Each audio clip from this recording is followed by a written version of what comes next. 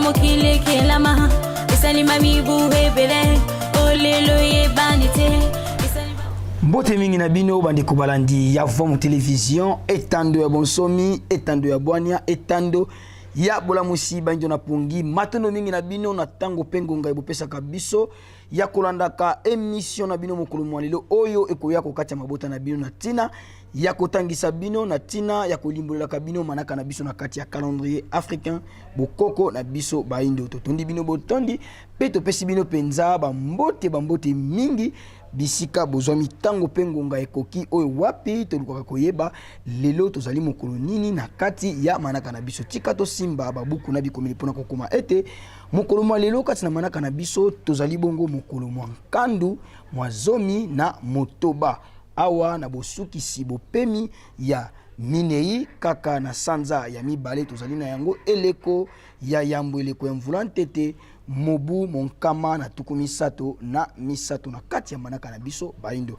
oyo wapi tokendaka bongo kobalisa elongo na manaka ya bapaya ndi mokolo mwalelo na kati ya manaka bapaya tozali bongo vendredi le 5 novembre 2021 tobalisaka yango penza po ete bososola malonga ekoka bongo kozala lolenge kani manaka na biso ezaleli pe lolenge manaka ya bapaya ezali kotambola kasi ya motuya totalisaka na bino ezali kosimba manaka na biso na kati ya calendrier africain bokoko na biso baindo esika wapi tolimbolaka bino ete tozalaka bongo na mikolo minei na kati ya poso mikolo tuku mibale na mwambe na kati ya sanza pe mikolo kama misato na tuku botoba na minei na kati ya mobu mobimba 364 jours elongo na bopemi oyo ezali bongo semaine bopemi sambo na kati ya sanza pe bopemi tuku libwa na moko na kati ya mobu mobimba elongo na basanza zomi na misato pe mbileko mitano ozali bongo ba saison bon momento tolimbolaka na bino bandeko balandi kasi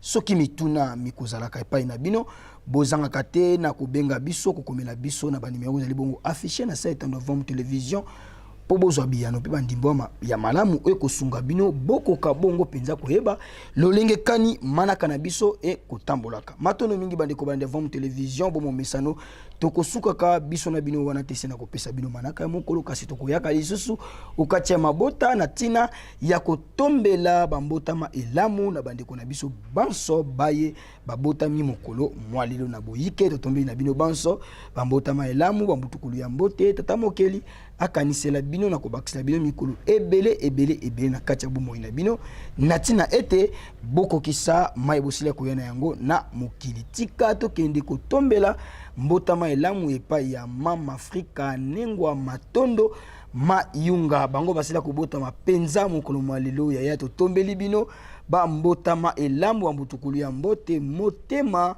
pe molongani ya kilandi mambo nsakala totombeli bongo libota na bino penza bambotama elamu toyebite lelo ekozala ya koyinda po bisengo na bisengo kasi bisengo yango bobombela yango biso pete sima na biso akobena pota Vom Télévision tozwa kokabola bisengo na bino bomo mesano boyebi ndeko mopepe alinga kolia wangela pe makemba ezanga te totombe na bino penza ba mbotama elamu tika tokota lisusu na libota ya tata Kianisalu elongo na nengwa nzuzi nkusu ona kotombela mbotama elamu epai ya bebe na biso bebe Kianisalu nkusu vitankanga bango pe basila kobota mabongo mokolo mwa lelo totombeli bino ya bambotama elamu bambutukuli ya mbote tata mokeli akanisela bino kobakisela bino mikolo ebele na kati ya bomoi na tina ete bokokisa mayebosila koyena yango na mokili tozonga nayo epai ya nkumunga la kuna na régie totala bonzenga bwa bino pe totya baloyembo oyo tosepelaka bambotama ya mokolo na mokolo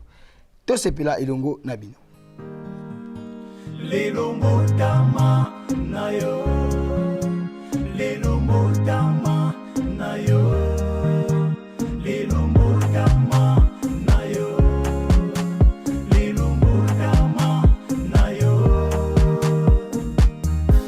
tosepelina mbotama na yo lelo tosepelina mbotama na yo lelo tosepelina mbotama na yo lelo tosepelina mbotama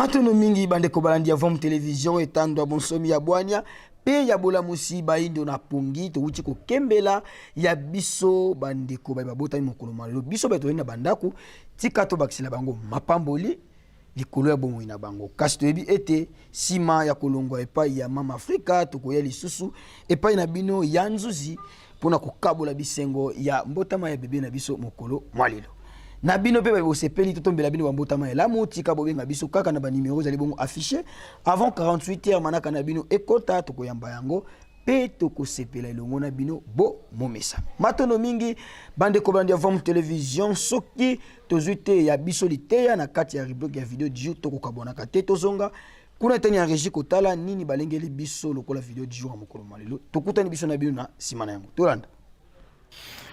Que Jésus soit un maître ascensionné, comme tu le dis, cher jeune frère, c'est pas ça qui m'intéresse.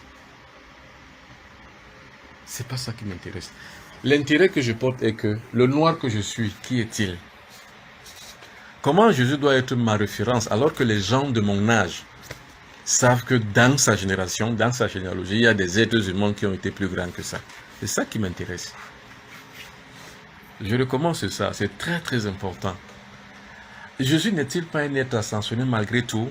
C'est la question qui est posée. C'est pas ça qui intéresse le négro africain parce que ça ne m'apporte rien. Parce que depuis 200 ans, comme on dit qu'il est mon sauveur, il ne m'a rien apporté, ni à la civilisation noire, ni à personne. Même si les gens y croient, ils sont libres. Mais l'analyse que je fais de la situation est que la religion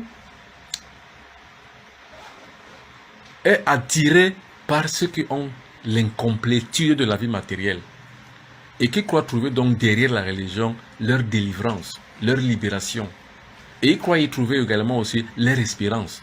Mais ce qu'ils ne savent pas, c'est que la religion, c'est un monde de cœur sans cœur. C'est un monde d'esprit sans esprit. Regardez comment eux-mêmes, entre eux, les chrétiens, s'entretuent. C'est un monde de cœur sans cœur. Donc ces chrétiens eux-mêmes, leur sauveur ne peut pas les sauver. Puisqu'il est incapable, le même sauveur est incapable de s'aimer la paix entre eux. Les prêtres ne s'aiment pas. Les pasteurs ne s'aiment pas. Les églises ne s'aiment pas entre elles. Ils s'entretuent, ils se font la guerre. Et les plus petits qui souffrent, on les appelle les fidèles.